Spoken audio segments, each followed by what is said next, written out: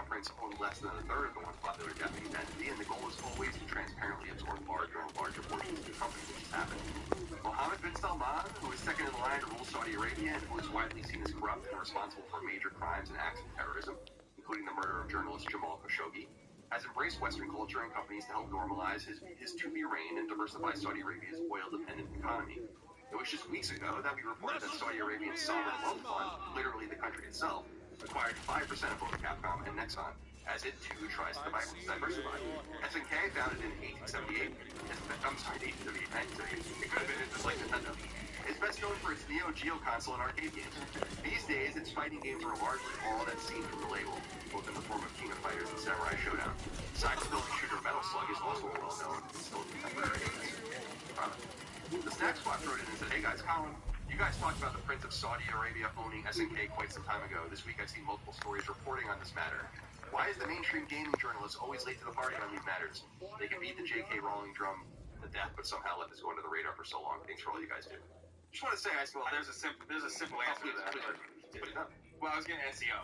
Oh yeah, SEO of course. J.K. Rowling is a far sexier name to have on your headline than Saudi Arabian. If you're getting paid $20 for a story, we'll talk about that in a little while. Then maybe if you're giving the SEO a win, but yeah. I want to say, I said this on Discord. Don't forget who told you about this first. And not only a little bit first, I was talking about this in 2020. And I was talking about this on the show repeatedly. This guy is getting involved in SNK. They're going to gobble SNK up. Keep an eye on SNK. It's going to happen. They're going to be literally owned by the man who killed Jamal Khashoggi. One of the most famous cases of journalistic malpractice ever. Literally, clearly murdering a journalist with like 18 Saudi agents involved. It's insane. These are the Saudi people are good people. I have no problem with Saudis. We have Saudi listeners. The Saudi Arabian government is a tyrannical, theocratic autocracy. In Saudi Arabia, being gay is illegal. Try being a woman in Saudi Arabia and walking around without fucking tapestry over your body. These aren't people that share our values. And it matters. It fucking matters. So, when you see an SNK game next time, you're putting your money now directly in the pocket of bin Salman. Great. Oh, man, that sucks. That sucks so much. That's so bad. I'm glad I already bought the original Metal Slugs, and I own them. But, like, man, I love Metal Slugs so much. It's so depressing. Yeah, it sucks, dude. Dustin, do you have anything to add before we move on? I searched SNK and I did see Kotaku's headline. One of the worst people in the world now owns over 96% of SNK. So at least they're sounding to some extent. But, yeah, I think I'm with Chris right now. It's just like, what do you say other than it sucks? Like, yeah, like, I think that if more people were paying attention, this could have been avoided. See, this is the thing where I think people could have used their power. And when SNK, the owner of Japan, announced this was the plan, everyone could have been like, I don't think so. You know, this happened, didn't this just happen in soccer, in the Premier League in England, where like a Saudi entity was trying to buy a Premier League team, and they're like, no way, dude. Or some shit like that happened. It's like, you have to, we could have stopped this. It could, like, someone else could have been like, oh, I'll buy SNK. But for this amount of money. I mean, not to say it's an Elon Musk situation, but look, Elon Musk just bought 9.2% of Twitter. It's like which is fucking hysterical. One of the funniest things ever. And you could have had a similar situation, like save SNK. Like, how can we get a different buyer involved? I just feel like, though we can't, again, live moralistic economic lives, we can try to endeavor getting better outcomes, and I don't think people were loud and boisterous enough about this. I feel like this reminds me a little bit about, not to be too fine a point on it, but back in 2008 during the financial crisis when like Lehman Brothers and AIG fell, and everyone was like, oh, just let them fall, and then slowly realized there's just going to be this cascading effect and they put a stop to it. Maybe this is like the AIG, and next time if they are in shadowy, backwards, medieval entity like the Saudi government comes in and tries to buy one of the video game titans of the industry. They own Neo Geo. Do you not understand that? Now, Neo Geo, you know, like one of the most famous arcade platforms. It's just fucked. I don't like it. You know, I don't know what to say. It's just fucked up. It's really all we can say. Sure enough. Sorry, we can stop it. Nope, too late. Too late. All right. Number 5. As reported by website Axios, information that can be confirmed by this very podcast, Sony has laid off nearly 100 staff members from the PlayStation team, particularly in sales and marketing positions that, even with PlayStation's booming popularity, don't particularly fit the current paradigm of hardware and software sales. As Axios writes in part, quote, the company is shutting down its merchandiser team in the U.S. Roles in that group include PlayStation representatives, whose jobs often... What is up, buddy? Why do you keep scratching me? ...products and ensure staffers were knowledgeable about them, end quote. Thank you. It actually took a couple of weeks for these layoffs to bubble to the surface. This podcast first learned about them in late March. They were actually publicly reported by several people on Twitter, but journalists didn't take note, and without the ability to confirm, this show doesn't communicate with Sony in any way. We felt it better to stay quiet until it was reported elsewhere. It's funny, like, I was all over this when it happened because there were actually developers talking about it, and I was surprised that no one said anything. There's actually a friend of the show, Luke Bernard, who's making the game of Holocaust. We had him on a few months ago. He was the one that said, like, oh, a bunch of my friends got laid off. And I followed up on that, and I was just looking into it, and I'm like, yeah, you're right. Here's all the LinkedIn posts and all this, and I was just waiting for someone to put it together. But since I refused to talk to Sony in any way, I couldn't reach out to them to confirm. And it just felt like it wasn't really that important. It was like, I mean, it sucks to think about why they're not, so it has nothing to do with it. But nonetheless, best of luck to you guys. Number 6. According to yet more reporting from famous games, he's doing the shoe thing over here too. Ubisoft's He's doing the shoe thing too over here. Be replaced by something else entirely. Now we know that Hyperscape is no more. The game, which is on PS4, is set to be shut off at the end of this month. A weird move for a fairly young game, a sign that it's simply not doing well in a competitive landscape. But Ubisoft can now be directing its new multiplayer game energies into another project, which Henderson notes is called Pathfinder, or at least codenamed that. This game, which apparently looks graphically similar to Hyperscape, is also a battle royale, quote, where a team of 4 players will drop into the map and find their path towards the center to fight the main AI boss.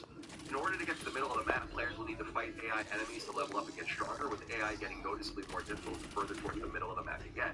Presumably, the game will be PvPvE, as you'll be dropping into the map with other players, so the AI will not be your only threat. Players are both heroes, with each having their own unique abilities, although those abilities cannot yet be determined as the game is in early development. Word of Ubisoft potentially trying something new in multiplayer comes on the back of word that the publisher will see support of its most recent Ghost Recon game. We're actually going to talk about that shortly, so I'll speed that off. Chris, what do you think? It just seems like more generic. Like, I don't even know, it's just, what would you call something that's generic? Genera, I guess? Like, the idea of just ether of shit, where I don't care. You know? What do you think?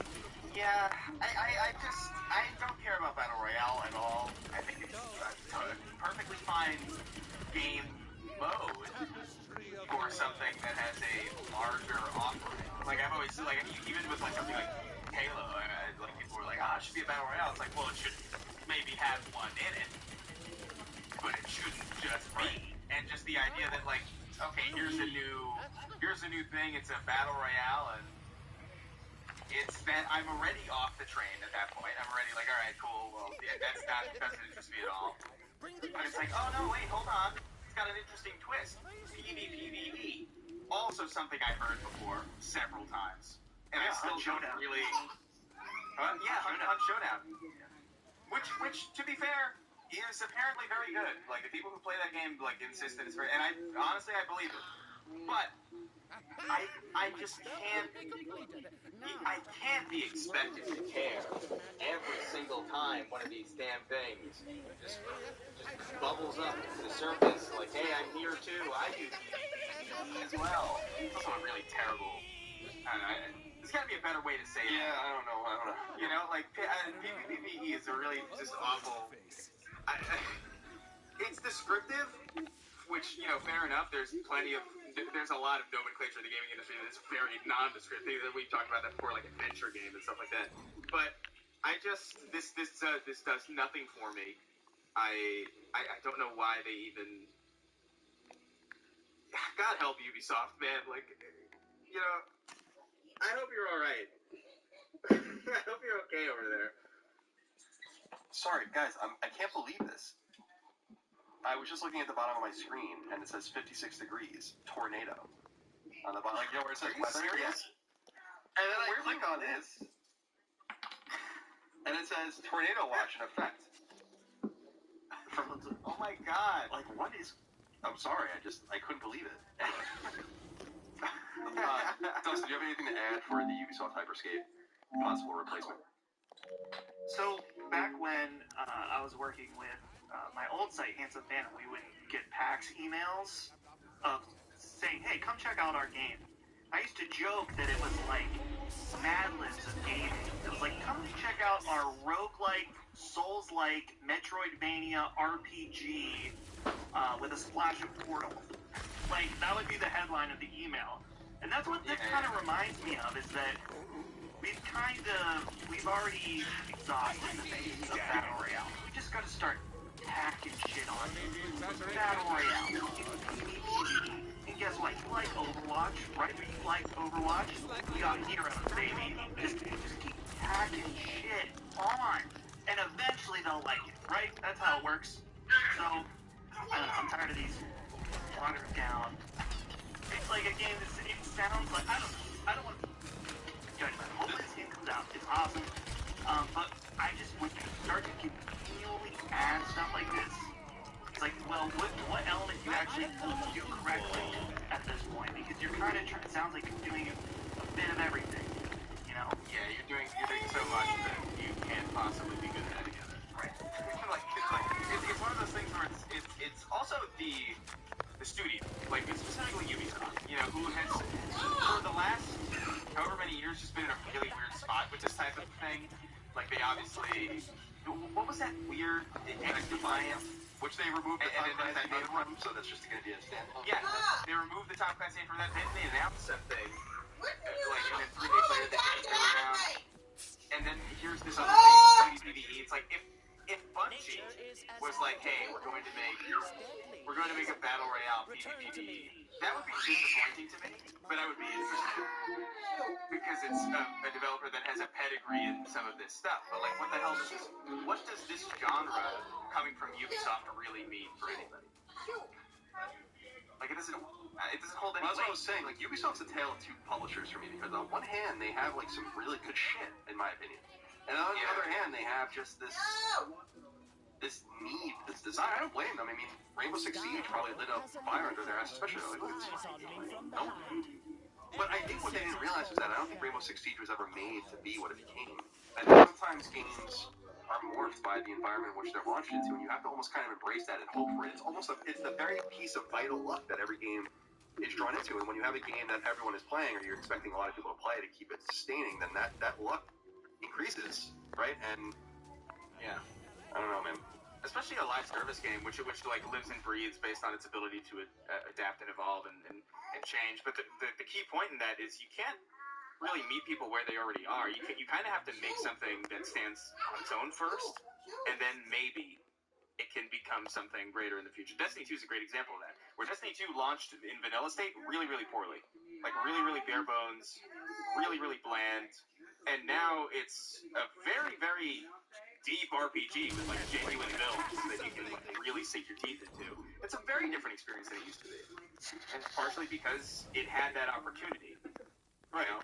But it feels like a lot of these games try to launch in that end state without doing the work to building a functioning game in the first place.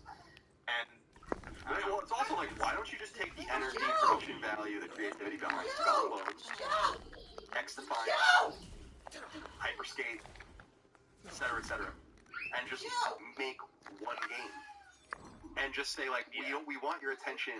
If we want your attention in this space, like, we want your attention with Assassin's Creed, we want your attention with The Crew, we want your attention with Just Dance, and we want your attention with The Division, and we want your attention with this game. This is our Apex Legends. This is our Fortnite. And it's like, don't have 17 of those. What are you doing?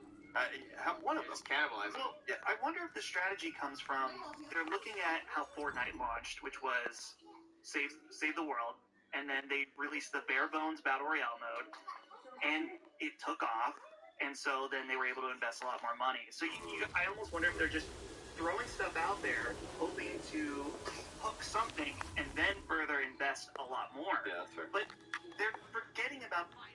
I'm not saying that this is the only reason Fortnite did well off the bat, but one of the major reasons that it was one of the only competent competitors to PUBG that was not available on consoles yet. It was one of the early battle royale games, and so it's like It's also free. and it was free. So like that's a major element about how that game launched, the environment that led it to, skyrocket to success. And it's like I don't know if that same strategy will work for these other games. All right. Well, we'll keep a close eye on Ubisoft. I almost want to do a deep dive on them on Plus at some point. Like, just see. It's hard to. The problem with them is that, with the exception of like Massive and Red Storm, they own a shit ton of teams that are just all named Ubisoft City, and it's hard to keep a track because of that about like what everyone is even doing. And it would be good to kind of like lay it out and just be like, what is happening here? Like, what are you guys doing? And we can have a better understanding of that. Fascinating company, I think. And again, I have a lot of love for Ubisoft games. It's just some of them, not all. All right. By the way, Ubisoft bought, probably your marketing agency bought ad space on Sacred Symbols through our ad reps for a podcast or whatever, which we declined because we don't like Ubisoft's money. Thanks. Number 7. It's been a while since we've discussed Konami's football on this show, but it's time to break our silence. First, some background. As you probably know, Konami once had a long-running soccer series known as Winning 11 and later Pro Evolution Soccer, going all the way back to the mid-90s. While the series did well enough against EA's dominant FIFA franchise, it was still second fiddle each year. And several years ago, Konami decided to abandon the annualized approach to the series, opting to create a free-to-play platform instead. In the process, they abandoned PES for football, but there was a major problem. The game, which launched in early fall of 2021 on PS4 and PS5, was in pretty hard shape. Indeed, even as a free game, it was one of Metacritic's worst-scored games of the year. Konami admitted it needed to fix things. According to an extensive blog post on Konami's website, that update is coming in March, mid-April, in the form of patch 4.0. The publisher writes in part, quote, the development team has been hard at work since launch to regain the trust of our esteemed fans, as well as to make the game even more enjoyable for soccer fans around the world. Ellipsis. Although it has been 6 months since the initial release last September, we believe we have finally reached a level of quality that we can be confident of, end quote. The blog post extensively details all the coming changes, which are substantial. eFootball actually has promise, particularly overseas where soccer is biggest. The game charted on PlayStation's free-to-play charts around the world at launch, but fell off in most locales following its poor reception. I don't know if it's much like here, so you guys, other than to say that I am watching. What is happening, motherfucker? Can you just handle the children? What happened? What happened? Klaus ran Pickles into the bed. Pickles did not feel like playing, so he ran. And then I flipped Klaus off of Pickles for the 3rd time. His head destroyed my kneecap. And now my knee hurts all the way down to my foot. So it's your fault.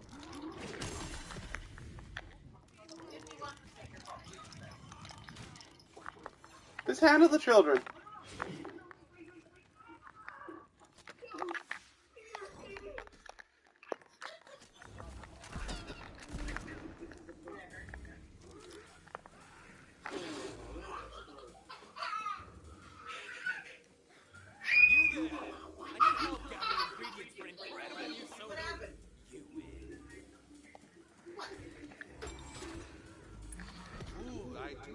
EA is about to turn its own FIFA franchise upside down by renaming it. I don't think it's really going to matter, but we know that following this coming World Cup year game, that EA is going to rename their game EA Football Club. And now, I'm not saying PES is going to go for FIFA's name. I don't think that's going to happen. I don't think that would even be a good idea. But it gives them a little bit of breathing room. It gives them a little bit of oxygen to say, well, there's a little bit of interest here. And if you look at the European PSN charts, eFootball is still on them.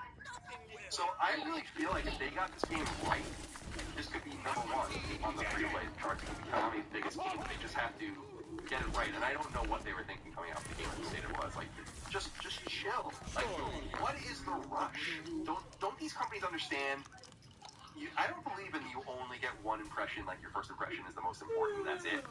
But the first impression is really important. And when you have that first impression, you gotta, like, follow it up with a better second impression. And I think that's what they're going to try to do now. But eventually, you just run something into the ground. And I hope that they don't do that with this because they have actually a nice idea. When you think about it, there are no free-to-play sports games. Yeah. There's no free-to-play American football game. There's no free-to-play baseball game. There's no free-to-play, hockey game of any consequence on console. This is a fucking big deal. I don't think people really understand that. They just... I don't know.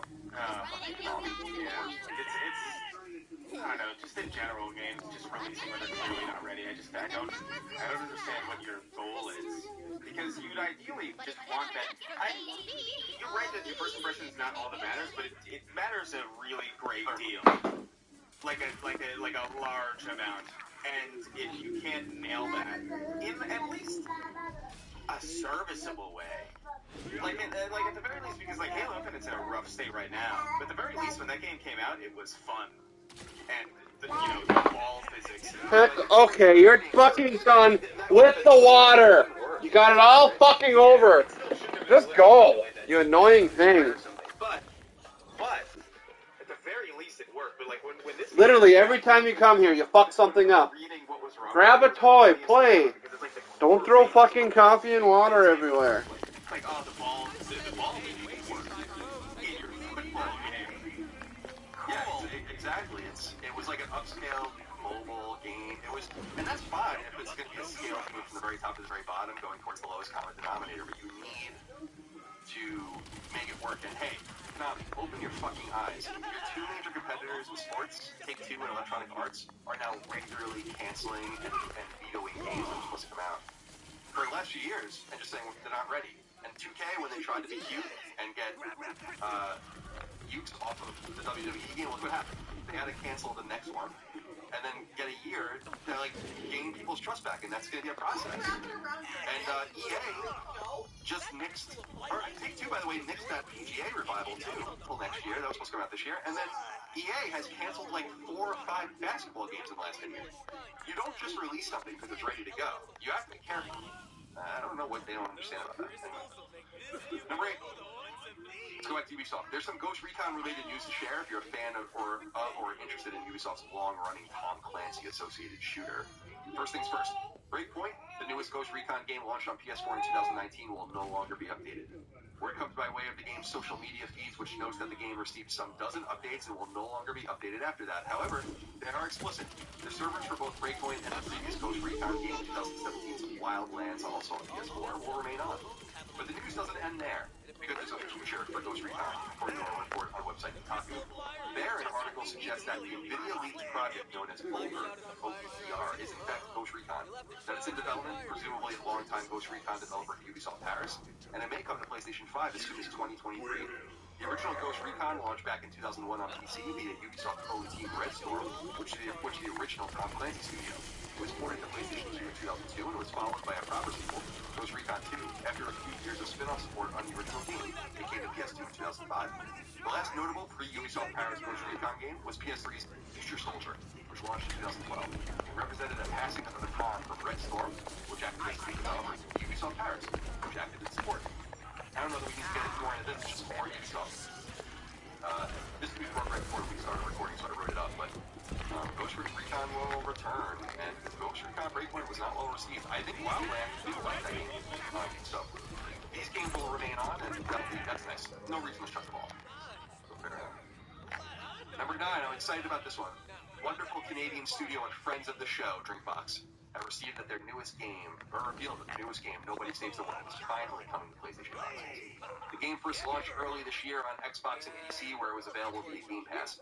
Pickles! Action RPG is Drinkbox's 6th game. No. Its first being the PS3 exclusive downloadable game, Tales from Space, about a blob, which launched in 2011. However, PlayStation fans first fell in love with the team the following year, when Tales from Space Mutant Blob's Attack came to Vita when the handheld launched. It was later ported to PS3. Perhaps the most popular game is the side-scrolling brawler Guacamelee, which came to PS3 and Vita in 2013 and PS4 in 2014. Its sequel followed on PS4 in 2018. In between, the team released one-time Vita-exclusive dungeon-crawling RPG Severed in 2016. I love that game. Nobody Saves the World is based around a protagonist that can use a bunch of different powers. Launches on both PlayStation 4 and PlayStation 5 on April 14th, right around the corner. Those guys are buddies of mine. I'm actually in the credits of Nobody Saves the World. It's funny. But they're buddies of mine, friends of the show, love Drinkbox. Super excited for this game to come to PlayStation. Gotta play it. Dustin, did you play an arcade test? I played a little bit of it, but I Thank you. getting distracted. But this is a good opportunity, honestly. Sorry, but I'm thinking this might be a good Switch game now. Take on the go. Yeah, it'll be on Switch as well. Yeah, so I think I may end up picking it up there. But I also have Steam Deck that will eventually come at some point, so maybe I should get the PC there. I have no idea when that thing's gonna. You still waiting on that? You think it's is there like a progress bar on that, or what? No, okay. Off topic, but there's a calculator that you can use that if you like enter in this thing, it'll give you an estimate of when it thinks it will ship your Steam Deck, which is just crazy because I was there day one when it unlocked, and like the moment pre-orders went up, I was like, I'm going for it. And I'm still, according to that calculator, I'm probably still a few weeks away from mine.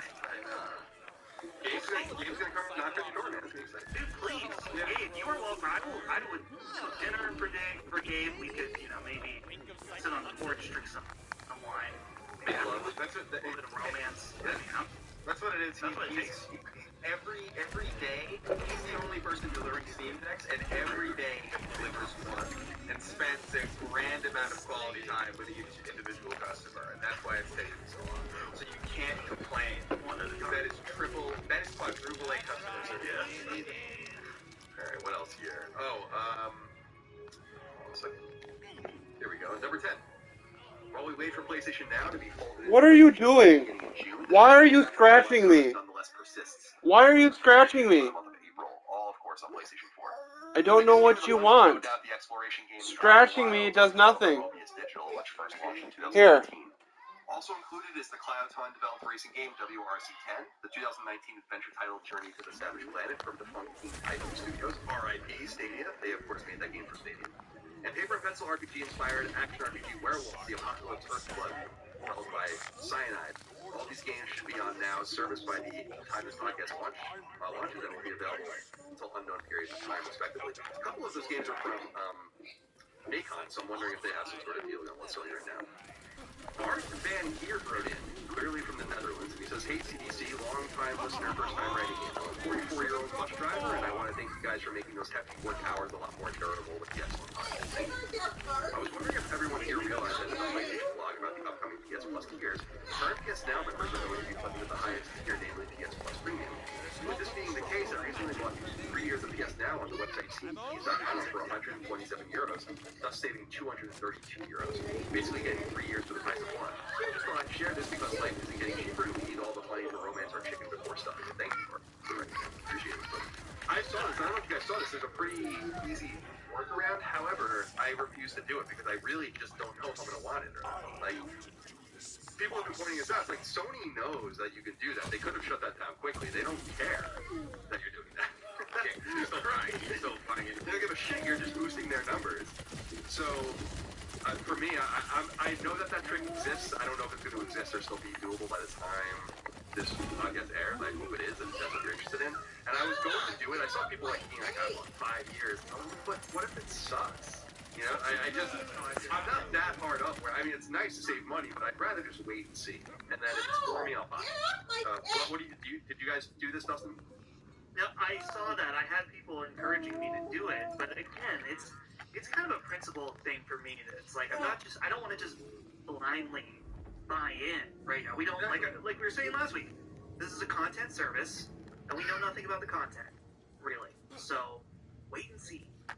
Yeah, I'm all about that. Chris, are you getting the easy PS Now subs? No, I'll wait to see what's on this thing, and hopefully all the backwards compatible titles run better than Chrono Cross. Yeah, we'll see. It's the PAL versions, Chris. Get ready. The PAL version. Just like the PS1 Classic. Yeah, they take all of the PAL versions off the PS1 Classic, and then it's like, this is what you paid for. Nice 25 frames a second. Yeah, it's actually, that's going to be the list. It's actually just the PS1 Classic games running in PAL mode with 2 or 3 frames less. Whatever the most desirable game on the PS1 Classic is, it won't be there. People will be like, I'm so mad I paid advance for this. I know, right? Can you imagine that? Like, I can. Because I can. That's the problem. It's like, no way. The PS1 Classic didn't sell like crazy. Like, it's not like everybody in the PlayStation ecosystem just has a PlayStation Classic just sitting on the... They could get away with that, really. Kim Ryan says, they could just be like, fuck you, you're going to play Mr. Driller and like it. Sit down. Held the PlayStation 1 controller up to the camera like that. Finally, wrap up. Website Push Square reports Driving Simulator, Alaskan Truck Simulator comes to PS4 and PS5 at some point over the next couple of months. An action RPG made in Abyss, Binary Star Falling into Darkness comes to PS4 at some point this fall. Are you looking forward to that? Doesn't he made a face? I've heard of that anime, that people really enjoy that. I didn't know there was a game coming. So, interesting. The website also reports that light gun game, The House of the Dead, may be PS4 bound in remake form, perhaps in the coming days, according to a leaked listing for PSN. While Dying Light 2 will be getting a new game plus mode in the coming weeks. Website Komatsu reports Taito-themed collection Layer Section and Galactic Attack Ash Tribute comes to PS4 on April 28th. Old Sega CD game Kids on Site Hard Hat Mission comes to PS4 on June 14th. And Shmup, Miss Kobayashi's Dragon Maid vs. 4th Korogan Breath comes to PS4 at some point this summer. And I put that box art in our corporate Discord, by the way, so everyone can see it. And finally, and Micah pointed out that it is censored on PS4, and I don't know if anyone is noticing that, but the boobs of one of the characters is much bigger on the Switch version. Is that the Shump? The Shump, yes, the Shump, exactly. And finally, website Video Games Chronicle reports that Sim Game 2 Point Campus has been delayed from its May 17th launch date on PS4 and PS5, and now will come to both consoles on August 9th. There also is another piece of news that just broke while we were recording. It seems that Tactics Ogre might be coming back. Tactics Ogre, of course, is a beloved at the time, it's now Square Enix strategy role-playing game series, and it first came to SNES in 1995. You guys might know the game Let Us Cling Together, which came to PSP in 2010. Awesome game. Well, Tactics Ogre Reborn has been trademarked in Japan, indicating that something's happening. And by the way, that was in the video link. So we'll keep an eye out for that. Boys, as we always do, we end every episode of Sacred Symbols with 6 questions, comments, concerns, thoughts, and ideas from the audience over on Patreon. Support us and be on the show, patreon.com/lastnamemedia. We appreciate you. Deep Dark Boys wrote in and said, hey dudes, new listener here. Going to be around for quite a while, I suspect, so here's the column not croaking anytime soon. We'll see. We'll see, yeah. February and March were, as you guys have noted, insane months for game releases. However, I've noticed something kind of strange. The release slate for the rest of the year is looking uncharacteristically barren. Typically, there are exciting dates, all over the calendar. Delays be damned, but 2022 holds what, Saints Row? I imagine the cancellations of big events like E3 and the ongoing complications of remote work can't speak in the COVID era. I've contributed to this lack of announcements, but I'm curious, what do you guys believe is in store for us before the end of the year? Could Daddy Kratos be donning the Santa hat? Could the Get off my heart! God damn it! head in tow? Thanks for both heightening and grounding my love for this industry. Thank you, and sorry for butchering your entire letter. Dustin, let's start with you. The year is getting pretty slow. Lego Star Wars is actually the last big release until maybe the Supermassive game that's coming out in June. I already forgot what it's called. And beyond that, Saints Row. It's not much. What it's kind of exciting. do you want? Kind of catch up. What do you think about this? That's exactly what I was thinking, Colin, is that there are stuff... What do you want? I want to go back and play that I'm very amped to. I totally missed the Persona Arena release on PS4, the fighting game. Totally came and went, and I didn't realize that it came out. So I'm excited to go back to that. Roll back netcode. So yeah. So I am excited for that. As far as the rest of the year, there are still some big games. I mean, of course, God of War, as the Dark Boys mentioned, will most likely be sometime this year. I mean, it's not out of the realm of possibility that it could get delayed again. But it is strange to see things kind of die down. It makes you wonder, will there be a lot of things given over the next few months? Now, E3 is kind of just resolved, but we'll still have that summer release season.